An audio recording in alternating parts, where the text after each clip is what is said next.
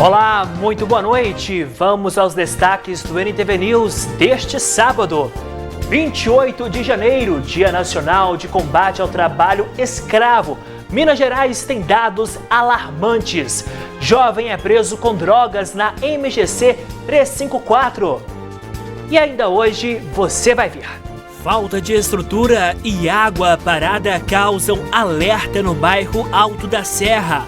Filho pede ajuda para pai que precisa dar continuidade a tratamento médico.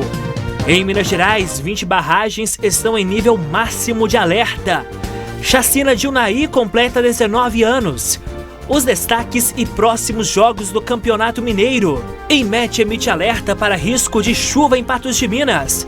Na edição de hoje você confere a produção de queijo orgânico. Ambulatório Trans de Poços de Caldas completa 1 ano de existência e comemora quase 500 atendimentos. 2% da população brasileira sofre com agenesia dentária. Os fatos que marcaram a semana. Eu sou o Matheus Borges e este é o NTV News que começa agora.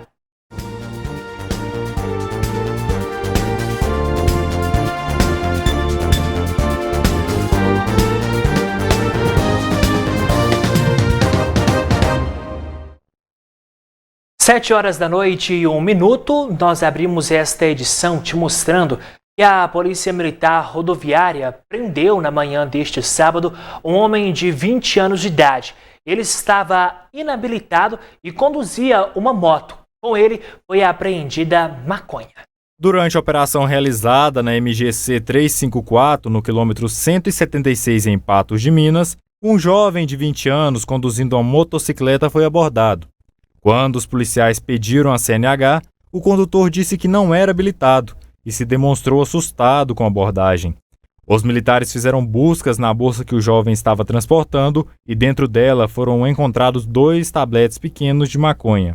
O condutor foi preso e conduzido para a delegacia de plantão. O veículo estava com os documentos em dia e foi liberado para uma testemunha.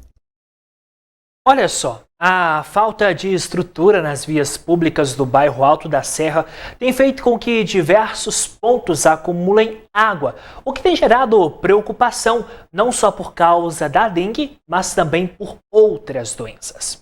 São pelo menos 4 pontos nas vias públicas do bairro Alto da Serra com este mesmo problema. A água que fica empoçada nas esquinas e próximo às calçadas. Este comerciante conta que os locais ficam assim desde que o bairro foi entregue à população há 4 anos.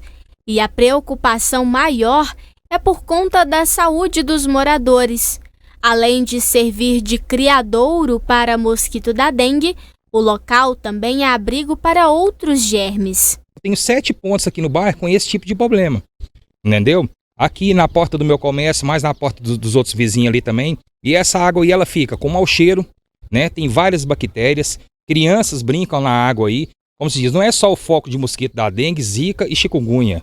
Também tem as bactérias, que as crianças brincam, a gente tem que orientar as crianças a estar saindo da água. Por quê? Colocou a mão na boca, vai parar onde? Na UPA. Isso aí dá problema para o município, entendeu? Gera transtorno para o município, porque acúmulo de criança na UPA com diarreia, febre.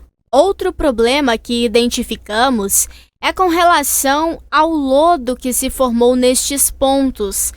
Isso faz com que o local fique escorregadio, oferecendo risco aos motociclistas que passam pelas vias. Leonardo tentou diversas vezes com o município cobrar uma solução, mas até hoje nada foi resolvido. Esse problema aqui de acúmulo de água na esquina já vem há vários anos, como eu já te falei. Já repassei já para alguns vereadores, já repassei já também para o prefeito, já pedi para o pessoal da dengue que vem aqui fazer a manutenção das residências, dos comércios, que são super educados, são pessoas profissionais show de bola, entendeu? Só que eles não conseguem fazer também todo o serviço. Eles já vieram aqui, já fez o relatório, já tirou foto, eles colocam o pozinho na água, só que fica o acúmulo de água. O que ele pede mais uma vez é que as autoridades solucionem o problema com a instalação de rede pluvial e bocas de lobo para escoar a água nestes locais. Que vem aqui, verifica o problema, né, que a gente está passando o problema já que a população, o melhor fiscal da prefeitura é a população. né? Eu falo assim, que se a prefeitura pegar todos os órgãos de imprensa que tem empate, sentar e verificar todas as reclamações, todas as demandas, né? Eles vão ter ali um relatório ali toda semana e vai estar agindo naquele local que a população está pedindo. Não precisa nem de fiscal ficar andando na rua. Só verificar todos os órgãos de imprensa que eles vão estar sabendo onde que está o problema, né? Então a gente pede isso, que venha aqui e solucione o problema, que estamos cansados já com esse problema aqui, é água fedendo perto das residências, né? E crianças brincando, e foco de mosquito da dengue, zika e chikungunya. Simplesmente isso que a gente pede, uma boca de lobo e a coleta de água fluvial. Agora você vai ver que um idoso passou por um procedimento na cabeça. Ele precisa dar continuidade ao tratamento. No entanto, não tem conseguido. Inácio Augustinho Braga, 71 anos, sofreu um AVC em novembro do ano passado e, após ser encaminhado ao hospital regional, descobriu um tumor na cabeça e precisou ser levado para Belo Horizonte às pressas para fazer uma cirurgia. Depois de ficar quase um mês na capital, o idoso recebeu alta e voltou para casa, com orientação de continuar acompanhamento médico domiciliar e realizar radioterapia para dar sequência ao tratamento. Eles fizeram outros exames dele, para ver se realmente estava com esse tumor, fez a cirurgia, aí só que infelizmente o tumor dele é maligno, não tem retorno, e aí o médico me falou, se caso o tumor dele voltar, não tem condição de fazer cirurgia, que ele não vai aguentar. Aí então falou que era para vir embora depois da cirurgia, acompanhamento médico no posto de saúde e fazer uma radioterapia. Aqui em Patos mesmo, que aqui a médica de lá, assistência, ela falou que aqui em Patos teria a radioterapia para fazer para ele. O problema é que assim que o filho, Lindomar, procurou o posto de saúde de referência do bairro dele, ele foi informado que o médico estava de férias e que teria que aguardar. Passado mais um mês, o homem levou o pai para retorno médico em BH. E novamente o profissional recomendou acompanhamento domiciliar de urgência para o senhor Inácio. Lindomar procurou a unidade básica de saúde novamente, mas o médico da equipe que atende a família dele ainda estava de férias e ele teria que aguardar. Foi então que Lindomar decidiu procurar a NTV a fim de conseguir uma solução. E até então, eu fui quarta-feira agora também, passada agora para BH, para o retorno dele lá da cirurgia. A médica lá mandou outro laudo ainda com urgência, que ele precisa de começar a fazer a radioterapia, acompanhamento médico. Aí foi então que eu fui no posto novo, falei com eles e eles falaram que tem que esperar o médico da sua equipe voltar, porque é ele que faz os laudos.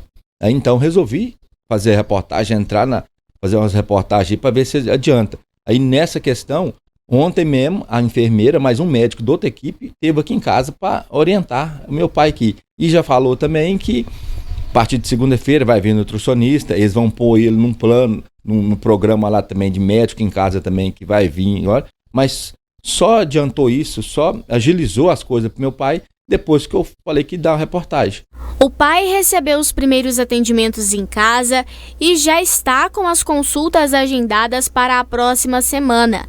Mas o filho questiona o porquê da demora, se já havia esta opção, e cobra por uma atenção maior do poder público para casos como o do senhor Inácio, que não podem esperar. Vai passar para 2 meses, deu levando os papéis, resolvendo desde dezembro. Por que já não fez isso antes? Antes de eu falar, para falar que vou dar reportagem, porque já não fez isso? Já pegou outro médico da outra equipe, já veio, já resolveu uma coisa para meu pai, já adiantou alguma coisa para explicar para nós, outra nutricionista de qualquer outra área lá para arrumar. E por que agora que eu falei que eu ia para a reportagem que eles resolveram a fazer isso? Já podia ter agilizado mais antes. Meu pai já podia, às vezes, estar até melhor aí do que está hoje. 7h08 a seguir, em Minas Gerais, 20 barragens estão em nível máximo de alerta.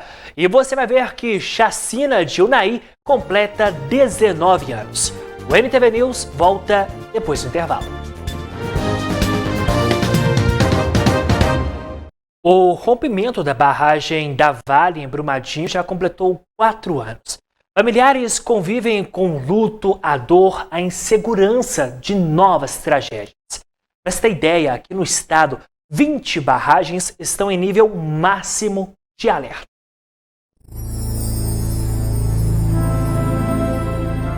4 anos após o rompimento da barragem da Vale, em Brumadinho, Minas ainda vive à sombra de uma nova tragédia.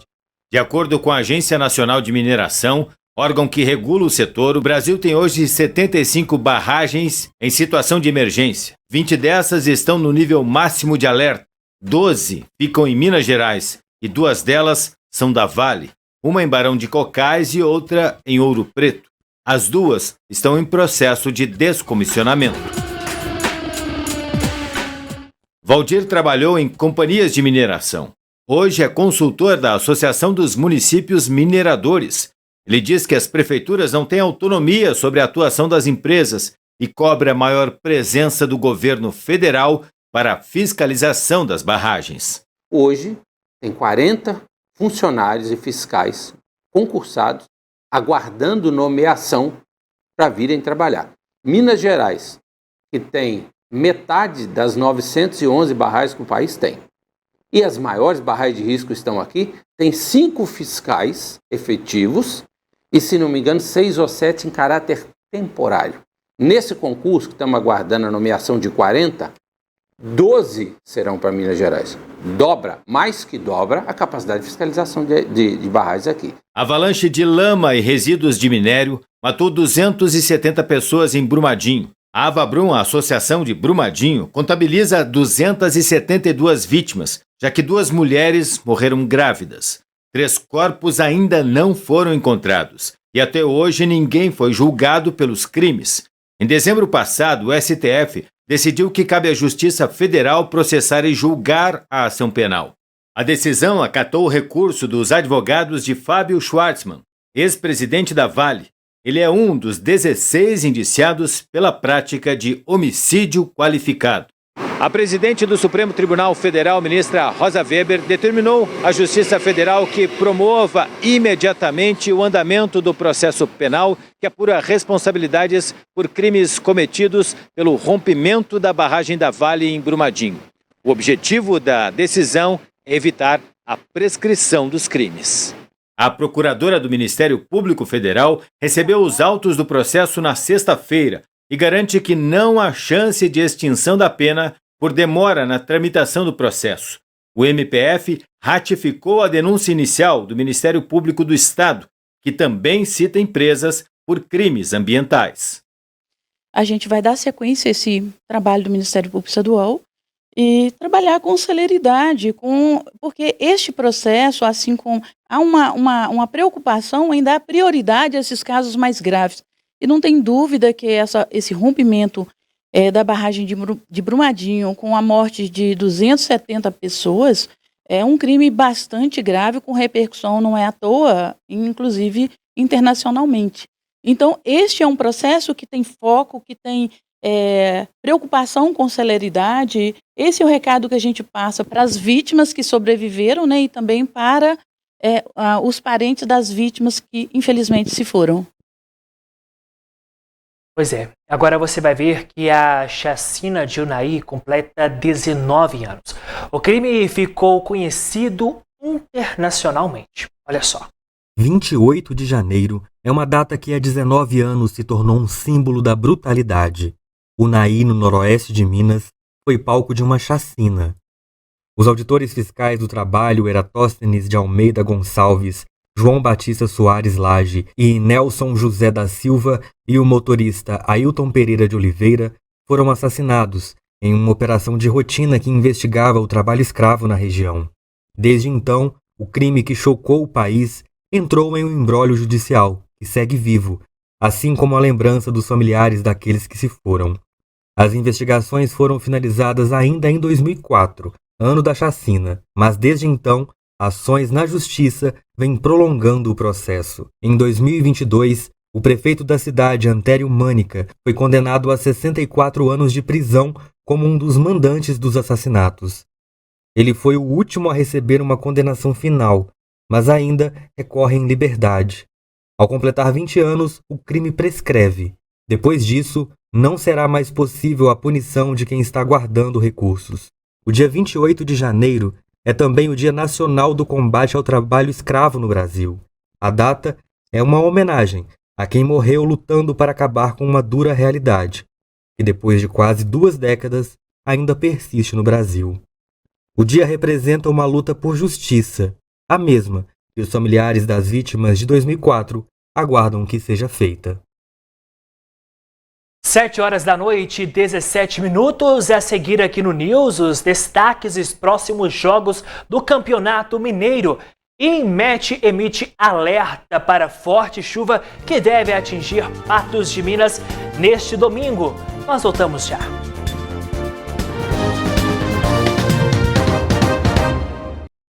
Estamos de volta com o NTV News e agora a gente fala de esporte, porque o Cruzeiro, pela segunda rodada do Campeonato Mineiro, acabou em empate contra o Atlético.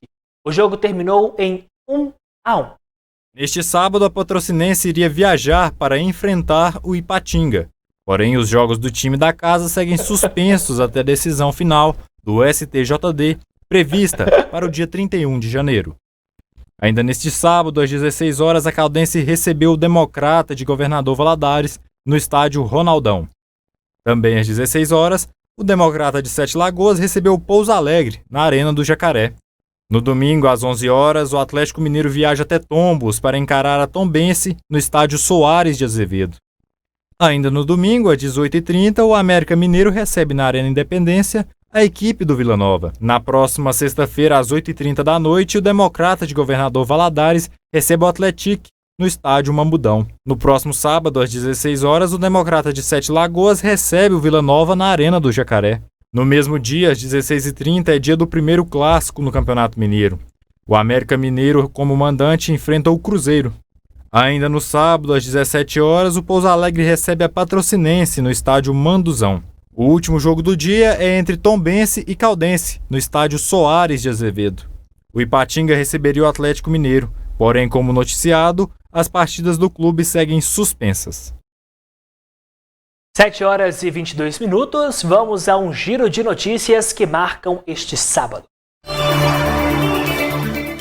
Em 2020, a história de Madalena Godiano, em Patos de Minas, ganhou repercussão nacional. A mulher vivia em um quarto neste prédio e pedia ajuda a vizinhos por meio de bilhetes. Madalena foi resgatada em condições análogas à escravidão. Neste 28 de janeiro, Dia Nacional de Combate ao Trabalho Escravo, o Estado tem dados alarmantes. Dos 2.575 trabalhadores resgatados em situação análoga à escravidão no Brasil em 2022, 41,5% estavam em Minas Gerais, o que representa que a cada dia do ano, cerca de 3 vítimas deste crime foram salvas pela fiscalização no estado. Há 10 anos, as cidades mineiras lideram o ranking nacional e, para se ter ideia, no ano passado o segundo lugar ficou para Goiás, que registrou 271 pessoas resgatadas, ou 1/4 dos registros em território mineiro. A Polícia Federal cumpriu a terceira fase da Operação Lesa Pátria, com o objetivo de identificar pessoas que participaram, financiaram ou fomentaram os atos antidemocráticos ocorridos no domingo, 8 de janeiro, em Brasília. 2 pessoas foram presas em Minas. A Polícia Federal cumpriu 11 mandados de prisão preventiva e 27 de busca e apreensão, expedidas pelo STF nos estados do Rio de Janeiro, Minas, Paraná, Santa Catarina, Espírito Santo e Distrito Federal. A Advocacia Geral da União protocolou hoje na Justiça Federal em Brasília nova ação para bloquear bens de investigados pelos atos golpistas de 8 de janeiro. No pedido, a AGU quer a indisponibilidade do patrimônio de 42 pessoas físicas que foram presas em flagrantes no dia dos atos. Até o momento, o prejuízo estimado com a depredação das instalações do Palácio do Planalto, do Congresso e do Superior Tribunal Federal é de 18.500.000. As 3 ações protocoladas pela AGU já envolvem o bloqueio dos bens de 134 investigados, sendo 82 acusados de participarem das depredações, além de 52 pessoas e 7 empresas que financiaram o freteamento de ônibus para participar dos atos antidemocráticos em Brasília. O concurso 2559 da Mega Sena, que será realizado no sábado à noite em São Paulo, pagará o prêmio de 75 bilhões de reais a quem acertar as 6 dezenas. O sorteio será realizado logo após o NTV News. A Agência Nacional de Energia Elétrica confirmou que será mantida a bandeira tarifária verde nas contas de luz em fevereiro de 2023. Segundo a ANEEL, as boas condições de produção de eletricidade nas usinas do país favorecem a manutenção da bandeira verde e não acrescenta custo às contas de energia dos consumidores. Está em tramitação na Câmara dos Deputados o projeto de lei número 2.922 de 2022, que determina a instalação de botão de pânico em todos os telefones celulares homologados pela Agência Nacional de Telecomunicações. Pelo texto, o aparelho servirá para proteger pessoas em casos de ameaça ou agressão, permitindo o acionamento imediato das autoridades policiais e o compartilhamento em tempo real da localização do celular, mesmo com a tela bloqueada. E o INMET publicou aviso que termina às 10 horas da manhã de amanhã para chuva entre 20 e 30 milímetros por hora ou até 50 milímetros por dia, além de ventos intensos entre 40 e 60 quilômetros por hora. Há baixo risco de corte de energia elétrica, queda de galhos de árvores, alagamentos e descargas elétricas.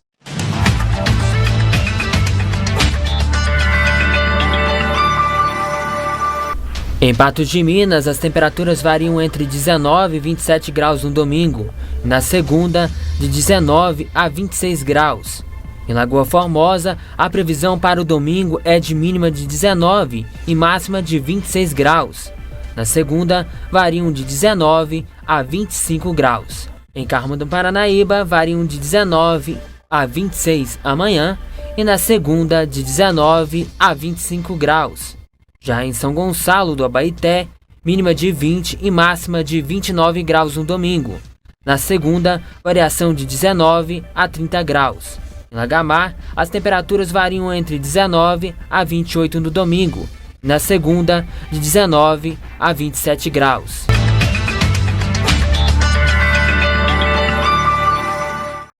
Daqui a pouco aqui no News, os dados da Covid-19 neste sábado.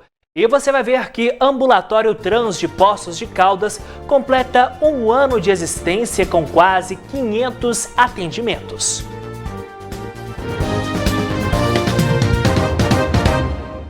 Sete e meia da noite e você sabia que Minas já fabrica o queijo orgânico? Pois é, a produção vem lá da Serra da Canastra e tem que seguir várias recomendações. O queijo canastro orgânico é produzido em Piumhi, no centro-oeste de Minas. Para receber o título do IBD, principal certificadora registrada no Ministério da Agricultura, Pecuária e Abastecimento, o produtor tem que seguir várias recomendações. Atualmente, são feitos 10 queijos canastra por dia. Desde a comida que a gente fornece para os animais, ela tem que ser produzida de forma orgânica, tá? Quando vai plantar o milho, a gente utilizou, por exemplo, o esterco de galinha, né, o pó de rocha como fonte de potássio, que é permitido. Então, não se pode usar nada químico, fertilizantes químicos, agrotóxicos, não se pode usar transgênicos na produção orgânica. Então, é um modelo de produção totalmente diferenciado. O sítio onde o queijo é produzido também contribui para manter o produto o mais natural possível. O local conserva 11 hectares de mata nativa, à beira do Ribeirão Araras, afluente do Rio São Francisco. Hoje a gente tem 44% da nossa área aqui do sítio, que ela está em reserva legal e área de preservação permanente. Então está toda essa área em mata nativa. Diferenciais que fazem o queijo canastro orgânico ser ainda mais saboroso. A nossa produção é bem artesanal e em pequena escala ainda, mas a gente tem espaço para crescer, quer crescer e atender cada vez mais um mercado maior.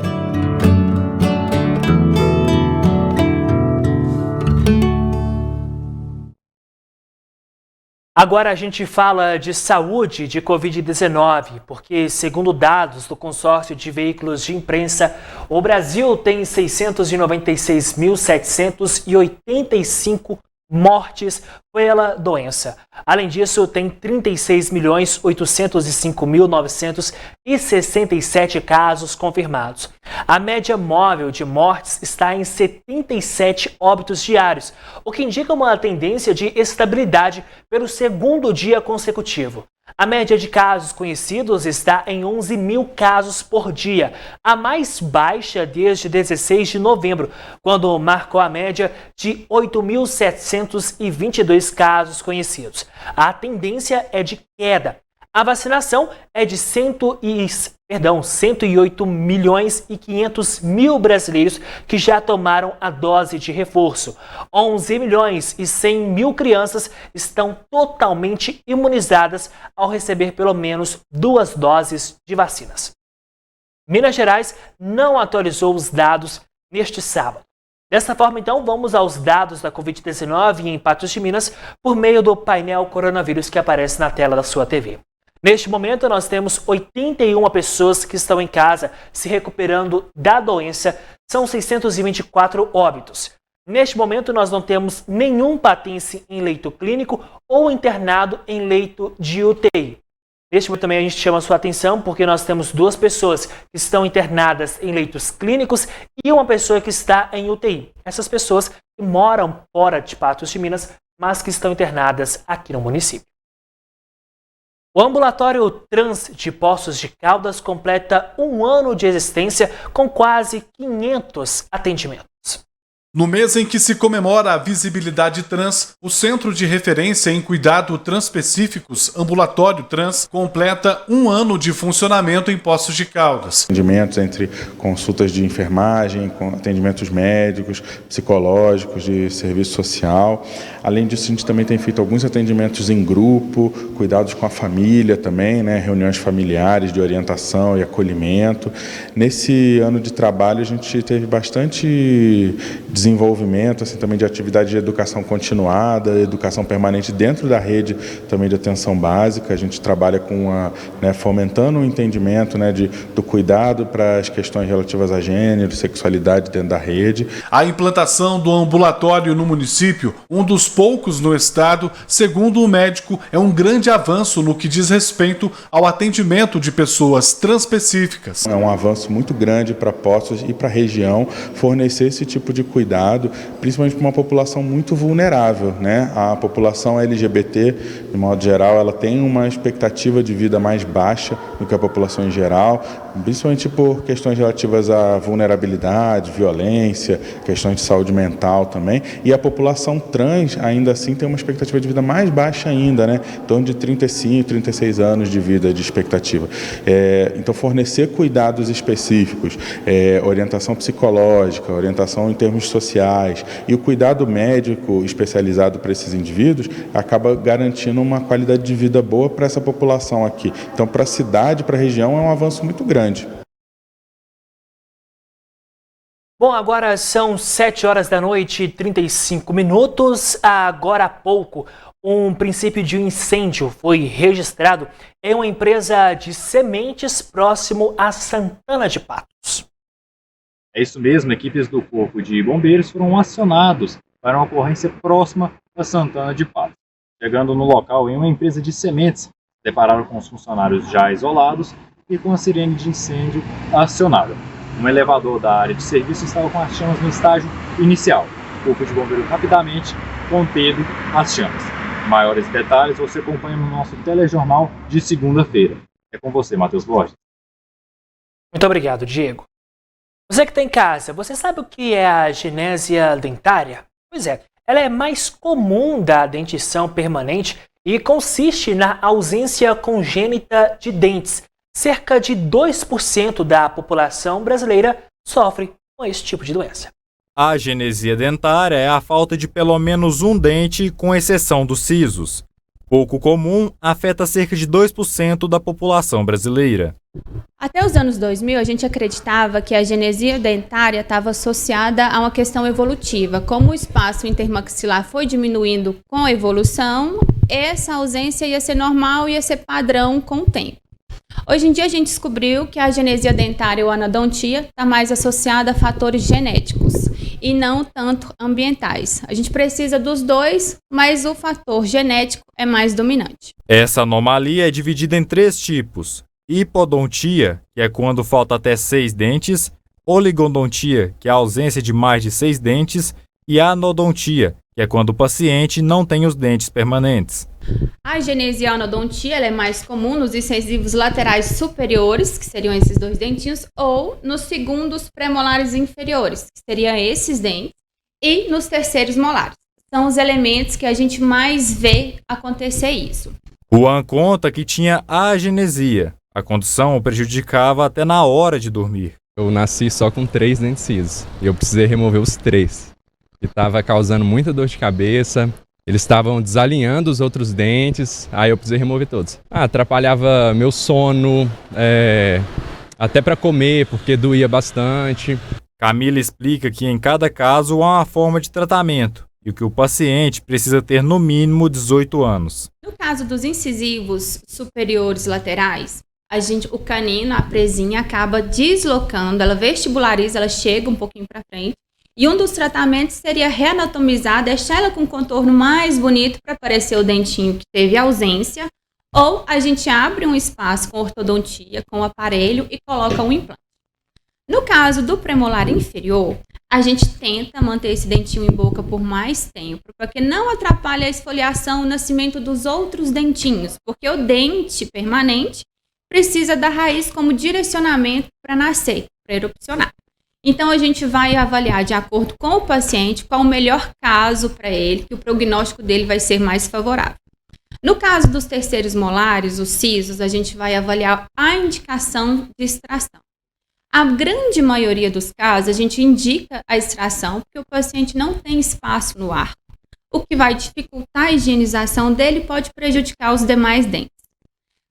Mesmo quando o dente está incluso, que o dente não apareceu, o paciente não viu, quando a gente percebe, através de exames radiográficos, que a gente vai confirmar esses diagnósticos, nós vamos indicar a extração, porque se o paciente manter um dente incluso, a gente sabe que pode desenvolver algum tipo de tumor. Então, na maioria dos casos de terceiros molares, a gente sempre indica a extração.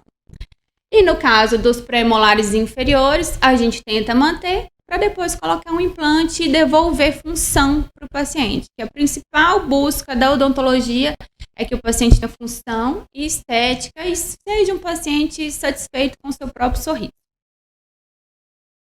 A seguir, no último bloco do NTV News, os fatos que marcaram a semana e as músicas mais tocadas neste sábado. 7h40, o NTV News volta já.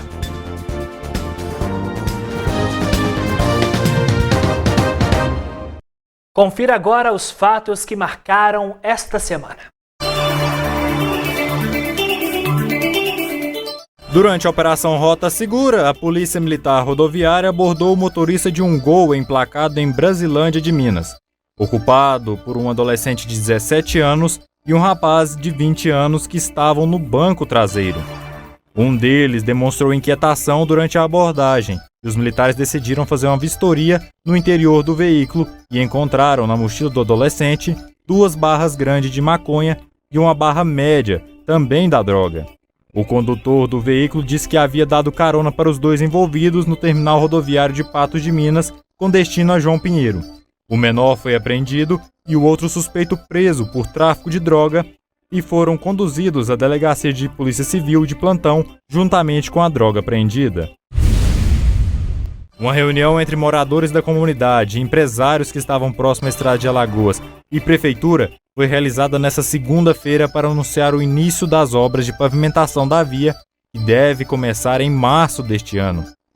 Em outras ocasiões, o chefe do executivo Luiz Eduardo Falcão já tinha anunciado a verba para a obra no valor de R$10 milhões, dinheiro de emenda parlamentar realizada pelo deputado federal Zé Vitor. Para os moradores, a notícia do início das obras veio em boa hora, já que é neste período em que a comunidade enfrenta um dos maiores problemas, que são as chuvas e atoleiros. Com expectativa de mudança do campo do Vila para o cartódromo de Patos de Minas, ex-presidente da Associação Automobilística de Patos de Minas cobra respostas sobre investimentos privados realizados no local. Ivanir Nelson foi presidente da Associação Automobilística de Patos de Minas por cerca de 10 anos. Junto de outros empresários patenses, ele construiu com recursos próprios 6 boxes no local no valor de R$700 mil para o armazenamento de karts e aparatos automobilísticos. Inaugurado no ano de 2012 no bairro Alto Limoeiro, o cartódromo está interditado pelo Ministério Público para fins automobilísticos, porém é utilizado por moradores para práticas recreativas e esportivas. Entretanto, o local está com aspecto de abandonamento, pois está repleto de lixo e com um mato alto. A polícia registrou na manhã desta quarta-feira o primeiro homicídio de 2023 em Patos de Minas. Um homem foi alvejado com disparos de arma de fogo no bairro Quebec. As informações apuradas até o momento indicam que o atirador chegou à residência que fica na rua Sebastião Ferreira de Miranda, antiga Rua 4, onde a vítima estava dormindo.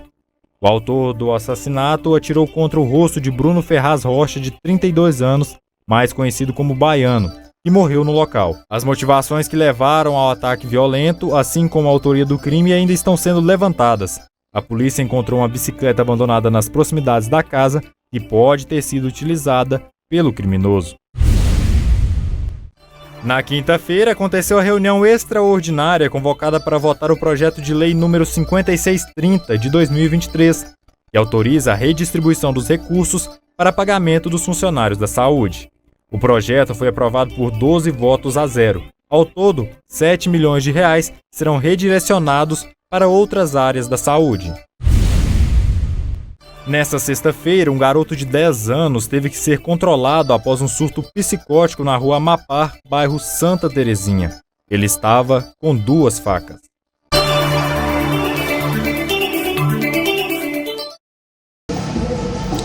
E é assim que nós vamos encerrando o NTV News, da principal via de Patos de Minas, na rua Major Gotti. Obrigado pela sua companhia, bom final de semana. Mais informações no patosja.com.br. Boa noite para você.